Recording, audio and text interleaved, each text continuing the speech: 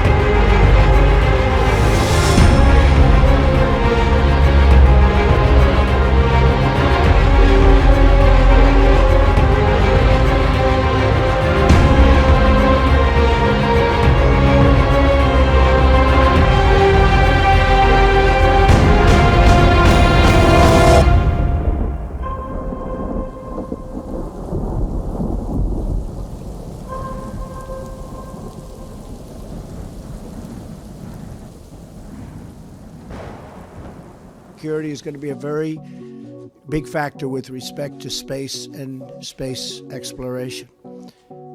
At some point in the future, we're going to look back and say, how did we do it without space? The future of American space leadership, we're going to lead again. It's been a long time. It's over 25 years. Today, we're taking a crucial step to secure America's future in space by reviving the National Space Council after it has been dormant almost 25 years, if you can believe it. Today's announcement sends a clear signal to the world that we are restoring America's proud legacy of leadership in space. How do you reach someone who is maybe a conspiracy theorist or someone who is anti-vaccines, someone who is staunchly scientifically illiterate, and agree with them on what a good source of facts is? Thank you. So, Daniel, how do I recommend reasoning with a conspiracy theorist? I'm right now, the last couple months, I've been messing around with this idea of cognitive dissonance. This is to say, you have a worldview, you're presented with evidence that conflicts with the worldview, so you either have to change your worldview, which is hard because you've lived your whole life with it, or you just dismiss the evidence and dismiss the authorities that may have provided the evidence. The authority could be a person, or it could be a book, or, an article on the electric internet computer machine. So you dismiss the evidence so that you don't have this discomfort, this conflict in your mind, this dissonance. That's what I'm working with right now. And apparently the way to overcome that is to say, we're all in this together. Let's learn about this together. Present the conspiracy theorist with the idea that he or she may be rejecting evidence because it's just so uncomfortable. And you're in it together. We're in it together. I'm uncomfortable too.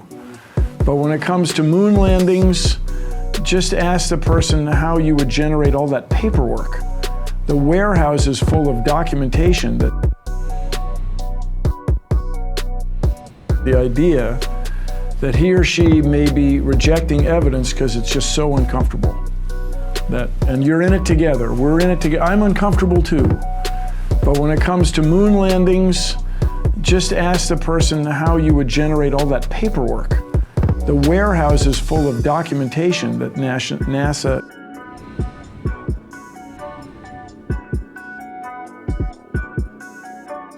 just ask the person how you would generate all that paperwork.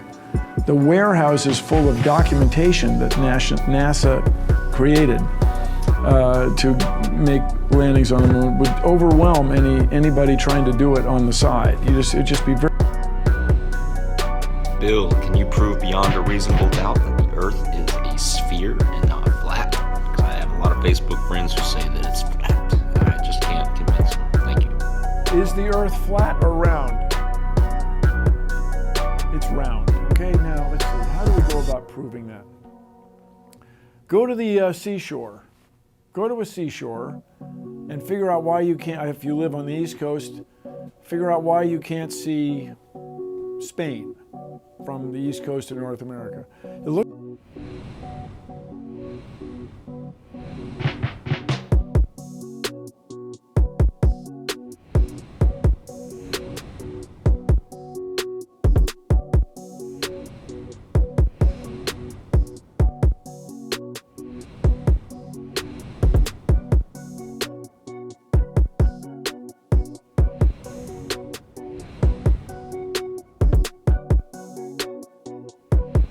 on the East Coast, figure out why you can't see Spain from the East Coast of North America.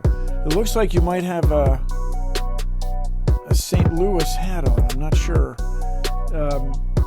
Just go to the middle of the Mississippi River and look south. Why can't you see the Louisiana? Why can't you see New Orleans? What's the problem there? Well, then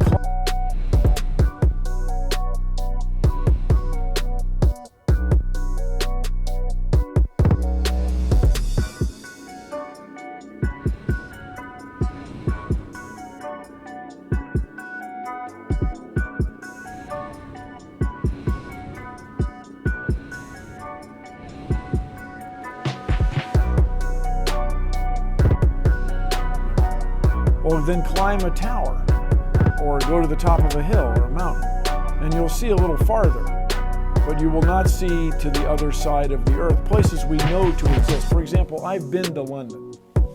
I can tell you, other people have. I've been to Vancouver, British Columbia, and you cannot see Vancouver, British Columbia from Boise, Idaho, let alone from New York City or Toronto or what have you. Just start there. Then if you're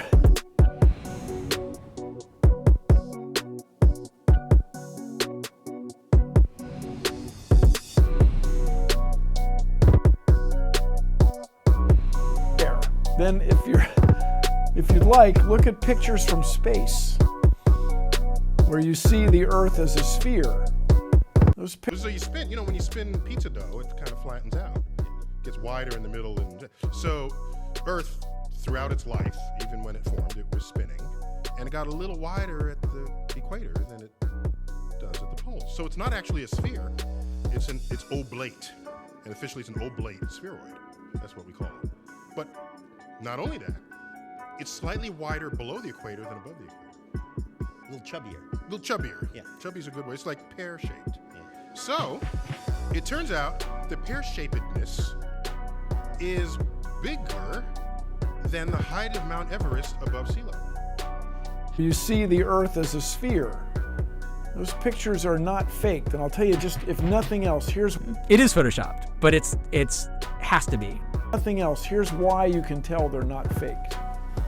Just to create the paperwork that NASA has created for NASA in this one case, just the paperwork to send anything out in space, to send people into orbit or to send them to the moon. That amount of paperwork would make faking it prohibitively expensive. No one could afford to generate that much documentation. It is photoshopped, but it's has to be. Then, You want to get into this if you're really serious, if your friends are really serious. Have them get on a boat or a ship and go out at sea, and you'll notice you can't see infinitely far. Furthermore, if you get in, if you live on the East Coast, figure out why you can't see Spain from the East Coast of North America. It looks like you might have a St. Louis hat on, I'm not sure. Just go to the middle of the Mississippi River and look south. Why can't you see the Louisiana? Why can't you see New Orleans? What's the problem there? size of it to the degree of precision we know now. And you guys, come on. Everybody watches newscasts. You all use mobile phones. You all see airplanes fly around. You all go to see Ed Sheeran in concert one day in London, another day in Melbourne, Australia. This all depends on our fundamental understanding of the size of the Earth and its shape with extraordinary precision.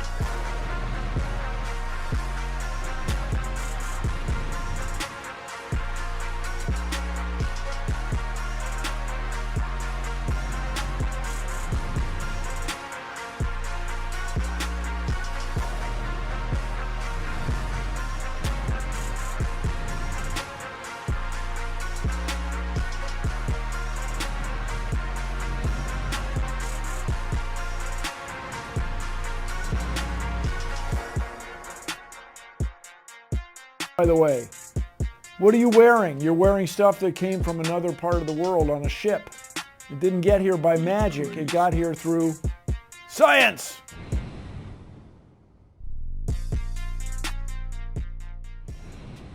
Extraordinary claims require extraordinary proof. So I am now going to make a wild, way out, extraordinary claim. The world is round. Curvature of the Earth horizon model of science. And this blue stuff is like the ocean. And this boat, well, it's like a boat. Anyway, watch as ships sail away. They don't disappear all at once. No, first, the bottom will disappear. See, the bottom of the ship is gone. Now we can see midway up, and then the whole thing disappears. Now, ships came back. They didn't fall off a table. So people realized that the world is curved. I mean, it's a big curve, but it's curved. So, the process of testing claims, the world is flat, the world is round, is what we call science. Now, if you have a claim that can't be tested, that's what we call pseudoscience. The difference between pseudoscience and regular science is whether or not you can test it. The flat Earth, well, that didn't stand up to tests. The round Earth did. Extraordinary claims require extraordinary proof. The world is round. I'm out of here.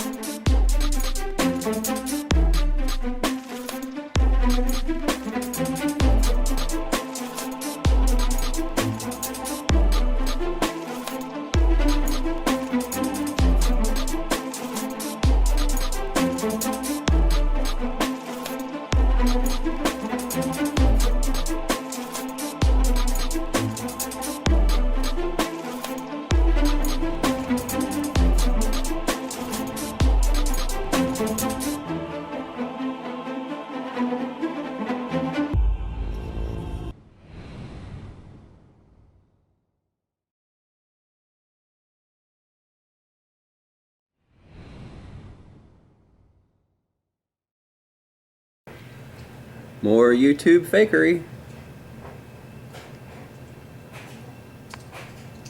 That is impossible. I'm Ian Ziering, and you're watching NASA Television. Man, this is 2016, dude.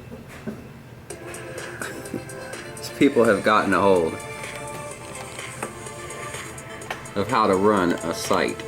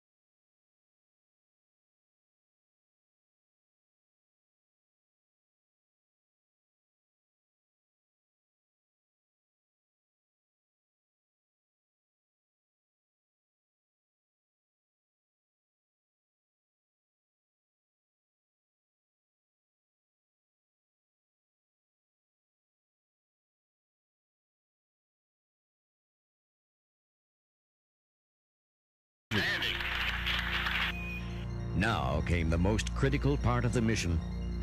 2 space surgeons began a complicated operation to replace several black boxes buried inside the satellite. After slicing open the skin, they disconnected hundreds of wires and then reconnected them using the cargo arm as a moving work platform. Cut these wires to pick this guy up here. Okay, that's it's a little bit more. So we can see your hand now. See if we can see your thumb. Okay, well that's a good scan of it. Hey, I got the M cut. We can see your hand now? We can see your thumb? Watch again at this pressurized glove as it bends just like a normal thumb would. It's a little bit more. So we can see your hand now. See if we can see